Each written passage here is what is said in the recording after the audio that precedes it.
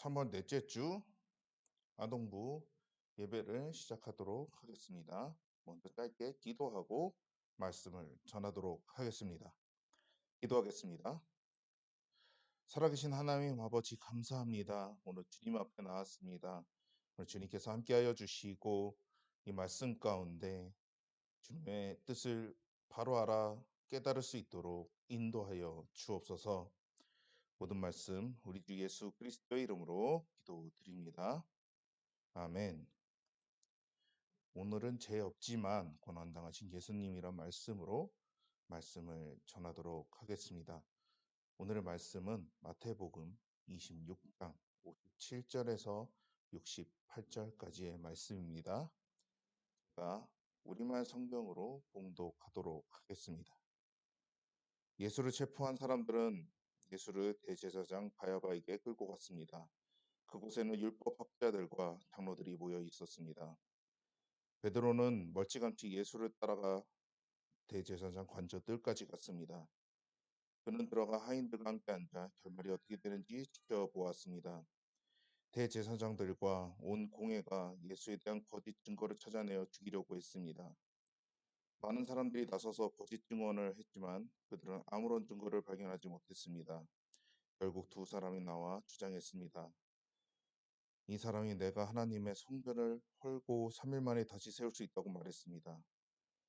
그러자 대제사장이 일어나 예수께 말했습니다. 아무 대답도 안 할 작정이냐? 이 사람들이 너에 대해 이렇게 불리한 진술을 하고 있지 않느냐? 그러나 예수께서는 아무 말씀도 하지 않으셨습니다. 대제사장이 예수께 말했습니다. 내가 살아계신 하나님께 맹세하며 내게 명령하니 우리에게 말해 보아라. 내가 그리스도 곧 하나님의 아들이냐? 예수께서 대답하셨습니다. 내가 스스로 말했다. 내가 너희에게 말한다.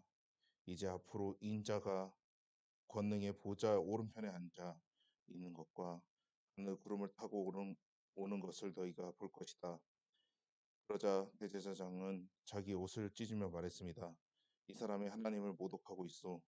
더 이상 무슨 증언이 필요하겠소? 보시오, 여러분은 지금 하나님을 모독하는 말을 들었소. 여러분은 어떻게 생각하시오? 그들은 죽어 마땅합니다라고 대답했습니다. 그러자 그들은 예수의 얼굴에 침을 뱉고 주먹으로 그를 때렸습니다. 또 어떤 사람은 뺨을 때리면서 말했습니다. 그리스도야, 누가 너를 때렸는지 예언처럼 말해 보아라. 아멘. 오늘의 주요 말씀 보고 가도록 하겠습니다. 오늘의 주요 말씀은 마태복음 26장 59절 말씀입니다. 대제사장들과 온 공회가 예수에 대한 거짓 증거를 찾아내고 내어 죽이려고 했습니다. 아멘. 가로 채우기 해볼까요? 대제사장들과 온 공회가 예수에 대한 거짓 증거를 찾아내어 죽이려고 했습니다. 예수님은 법정에 서서 재판을 받으셨어요. 대제사장들과 유대 지도자들이 거짓 증언을 내세워 예수님을 죽이려 했던 것입니다. 두 거짓 증인이 나타나서 말했어요. 이 사람이 내가 하나님의 성전을 헐고 3일 만에 다시 세울 수 있다고 말했습니다. 예수님은 아무런 말씀도 하지 않으셨습니다. 그러자 대제사장은 예수님이 스스로 하나님의 아들이라고 말하며 하나님을 모독하는 죄를 지었다고 몰아세우게 됩니다. 그때 예수님은 침묵을 깨고 자신의 하나님의 아들 그리스도이신 것을 간접적으로 인정하셨습니다.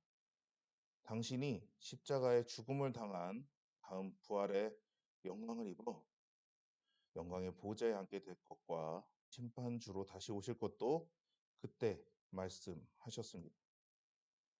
이 이야기를 듣자 사람들은 예수님이 죽어 마땅한 죄를 저질렀다고 하면서 예수님께 침을 뱉고 때렸습니다. 그들은 예수님을 죽이기 위해 정당하지 않은 방법으로 재판을 했던 것입니다. 예수님은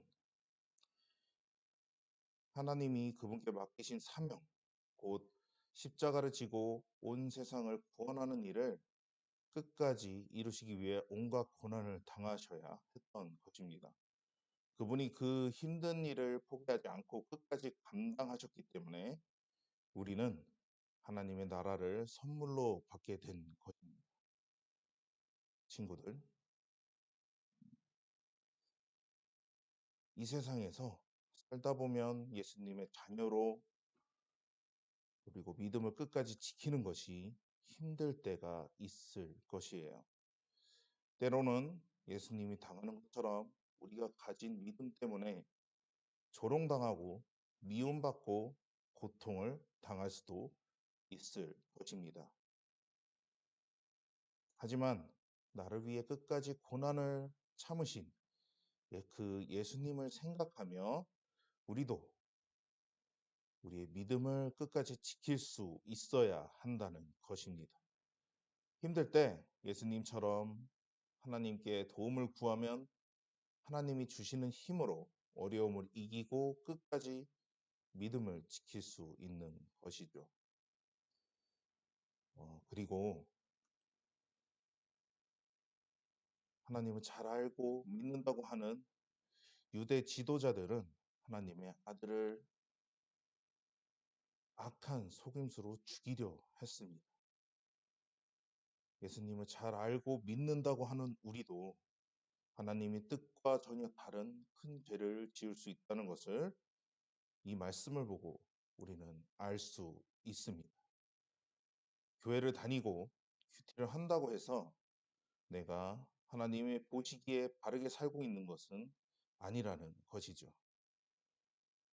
매 순간 내가 하는 말과 행동, 모든 결정과 선택이 하나님의 아들이신 예수님과 함께하면서 또 가는 것인지 우리는 그 말씀을 통해서 늘 확인하며 걸어가야 한다는 것입니다.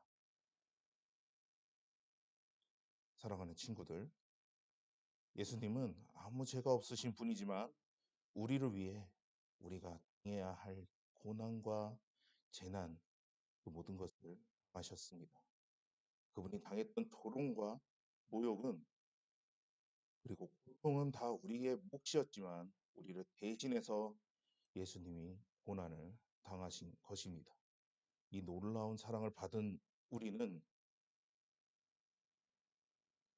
죄인들은 절대로 누릴 수 없는 하나님의 나라를 선물로 받게 된 것입니다.